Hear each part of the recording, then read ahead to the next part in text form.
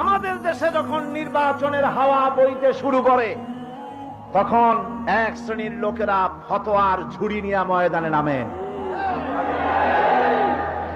ইসলাম বিদ্বেষীরা যখন তারা দেখলো নাদানি দিয়া বহুত চেষ্টা করে ইসলামের কিছু করা গেল না, তখন তারা চড়া দামে একজন পীর খরিদ করে ইসলামের বিরুদ্ধে ময়দানে হয়েছে।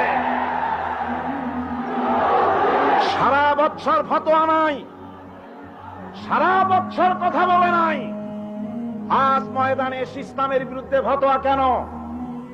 মাথা এখন গরম হয়েছে কেন? মাথা গরম হয়েছে টাকার কারণে। সুতরাং ইসলামী আন্দোলনের বৃহৎ শক্তির বিরুদ্ধে ফতোয়া এমনি আসে না, ভারতের টাকায় ফতোয়া এসেছে। আমরা পীর চিনি, তাদের ইলমের শ্রদ্ধা করি, ভালোবাসি,